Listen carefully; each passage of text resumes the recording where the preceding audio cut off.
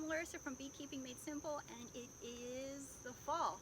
After the honey flow is done, after the bees have gotten over being cranky because the honey flow is over, which means it is dry out, I can wear t-shirt.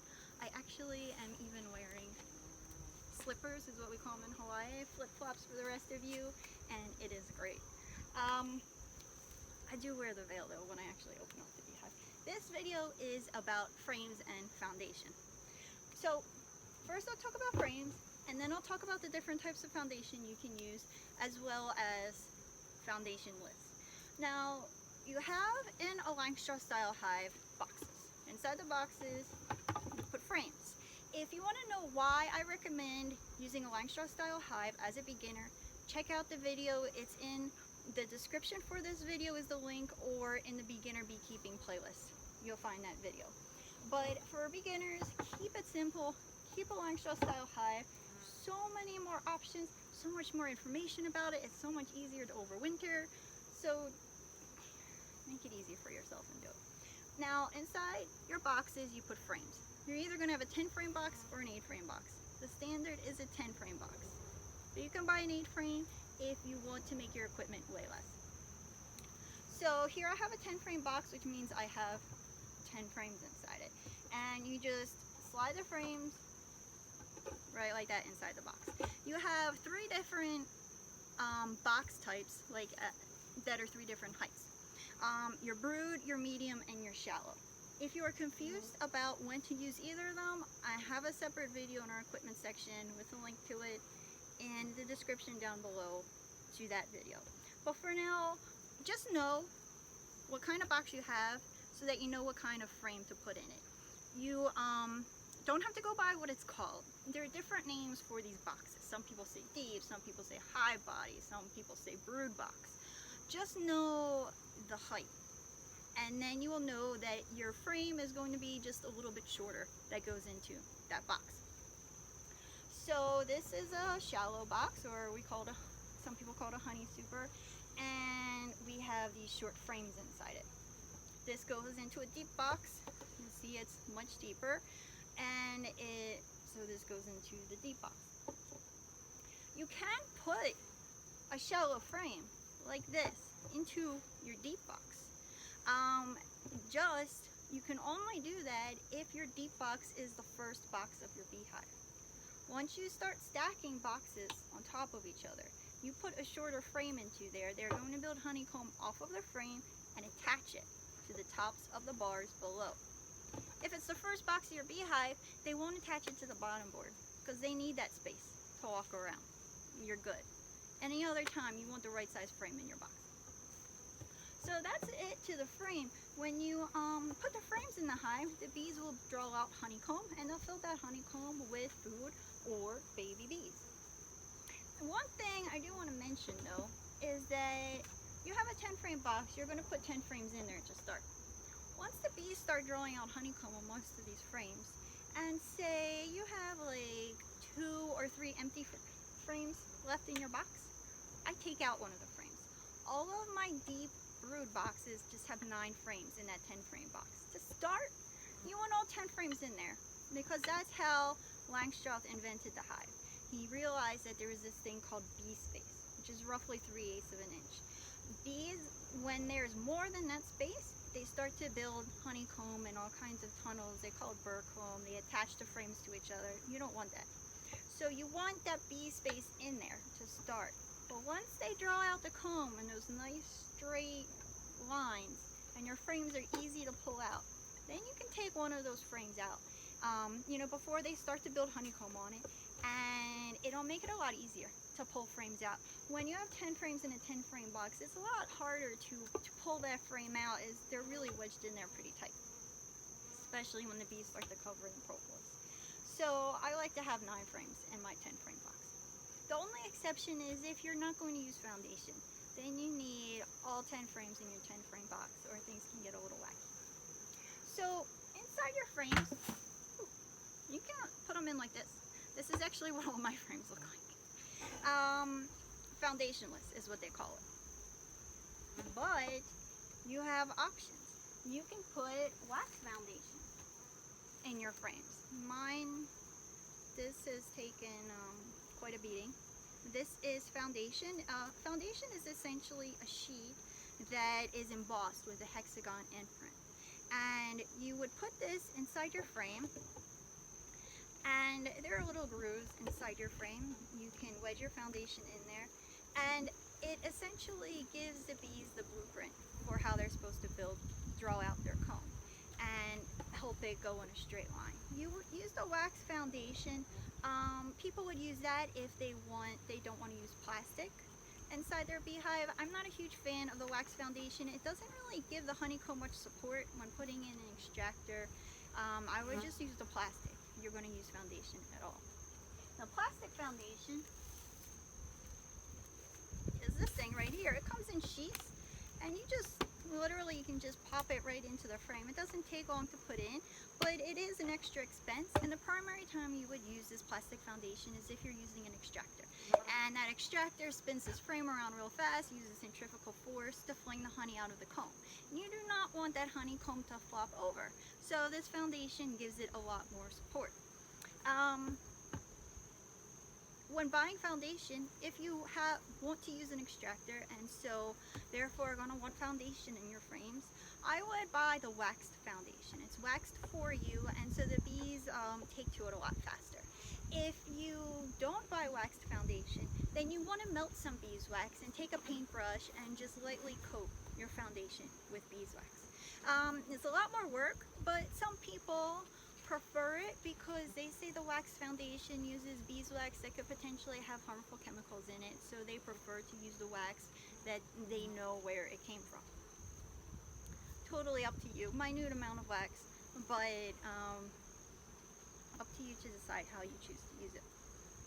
The other reason why you would use foundation is because it's almost more of a guarantee that the bees are going to build their honeycomb in a straight line and a lot less wavy. They can still connect frames to each other, but it happens a lot less. Another thing to keep in mind if you are using the foundation is to buy foundation for drone cells so that the bees can build drones. If you just buy the regular foundation size, they're going to only be able to build out the cell size for worker bees. And it's best to let your bees make drones. I mean, I know they're not contributing as much to the hive, but there could be other hives in the area, and you're going to need a male population. To try to prevent your bees from being able to spread their genetics is not really the ideal thing as a beekeeper to do. And also, if you ever want to be able to raise your own queen, it's good if your hives are producing drones and you're not depending on beehives that are in the area within a 3-mile radius to find your queen bee. Now, some beekeepers actually like using foundation also because you can get black, and that's the color I recommend getting, not this yellow color, because when the queen lays an egg on black foundation, it's a lot easier to see it than when she's laying an egg on this light yellow colored foundation. And it's actually even easier to see eggs if you use no foundation at all, because when you hold it up to the light shines through the cells and you can see what's in there a whole lot easier. So my personal preference is foundationless, and that was partly because when I was getting started, my boss at the bee farm I was working for said that she was always getting phone calls from chefs and resorts looking for honeycomb. They didn't want to offer it, and she didn't know anyone who did. So there's lots of beekeepers in our area, and I knew if I wanted to start keeping my own bees and make a profit from it, that the only way I would be able to make much of a profit from honey would be to sell honeycomb, and I knew that my boss would buy it from me. So I went that way. I also only started out with a couple of hives. I was living in a very tiny studio apartment, did not have the room for an extractor, didn't want to pay for an extractor, and there was no local bee clubs that I would be able to use their extractor.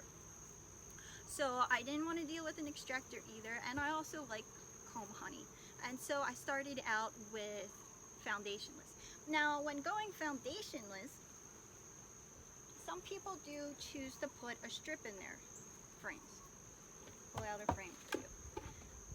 So what you can do is you can actually put wire across your frames, and that is kind of the in-between for foundationless and foundation. It gives your frame the support that you can put in an extractor without worrying about your comb falling over. However, it lets the bees build what they want to build. When going totally foundationless, you can also put, there's a little groove here in your frame. You can put a little popsicle or a little piece of wood in there and drizzle some wax over it. Or you can take some wax foundation, like this stuff right here, cut it off in a little strip, and you would stick it in this little groove up here. And since this is wax, you can just smush it in there and it'll stay. And then you have that little starter strip for the bees to build off of. A lot of people do this so that their foundation is built in a straight line. I don't do that. I just make sure my hive is level, and if I have a 10 frame box, there are 10 frames in there. And it is very rare that I find that the bees build comb and burr comb or cross comb. So you can do it. If it makes you feel more comfortable, or for some reason your bees keep on building cross comb across frames. However, I don't, and I've never found it to be necessary. Some people that are treatment free or just try to be as treatment free as possible say that using no foundation is good for the bees and good for varroa mite control. And it does let the bees build their cell size however they like to. When they do that, you're going to have a whole lot more drones in your hive because they can build drone cells. However, then you can put that drone comb into the freezer or remove it.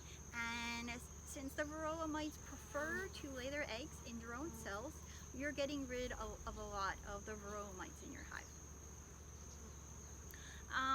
Some people say that bees intentionally build drone comb to trap the varroa mites. That might also be true. I'm not an entomologist. However, I only have to treat once a year, and freezing drone comb is a big part of my varroa mite management. So that's my information about frames and foundation. I'll probably do another video later a little bit more about going foundationless, because there are some things to keep in mind. However, just know that you have options. And really what I did was I had some sheets of plastic foundation. You can buy these sheets of beeswax foundation for pretty cheap as well, and if you don't use them, you can roll them into candles pretty easily and sell them, or use them yourself. Try it out. Try out some frames like this. Try out some frames with popsicle sticks with some beeswax on it. Try some frames with plastic foundation. I've put in boxes a little bit of everything, and I found that the bees go to the frames with no foundation a lot faster. Actually, that's what they go to first. They build out the foundation on the frame. They build out honeycomb on the frames with no foundation, and then they go over to the frames with foundation. And some people choose to use foundation because after you extract the honey out of it, you can store it, give it back to the bees, and the bees don't have to make the honeycomb. They can just start filling it up. When you use no foundation, when you harvest the honey, you have to take the comb out completely, and so the bees have to consume a lot of honey in order to secrete beeswax to build new foundation, new honeycomb, and fill it up with honey. So you need a honey flow for that. Some people, however, then bring up the point that when building honeycomb, when you have no foundation in the center, you can build the full comb out, both sides, all at once. So the bees can make it a little bit faster because they can just festoon and build double-sided comb. They don't have to go to either side and build out honeycomb. And also there is the flow hive, which is plastic foundation. However, instead of it being a flat sheet that the bees build comb off of, it already has that depth. And so the bees aren't building really any honeycomb at all. They're just filling up the cups inside the flow hive cells. And there's really no right or wrong way to do it. Just put them in the hive and see what happens. If you have some cross comb, cut it out, smush it up, melt it, and you have some beeswax. It's really one of those things that you can play around with, have fun with, see what you like, see what you don't like, and see what works for you. And don't be too hard on yourself if something doesn't work out. Just chalk it up to a lesson learned and move on. If you found this video helpful or enjoyed it, hopefully both, hit the thumbs up. It really helps to promote our videos so other people can find them. And if you want to hear more about our videos that we put up every week, then hit the subscribe icon and then the bell icon, and YouTube will email you when we put up a new one. And you know, if you have questions, we answer every single comment in the comments for our YouTube videos. So leave them down below and we'll get back to you when we see it. Thanks for watching. Bye.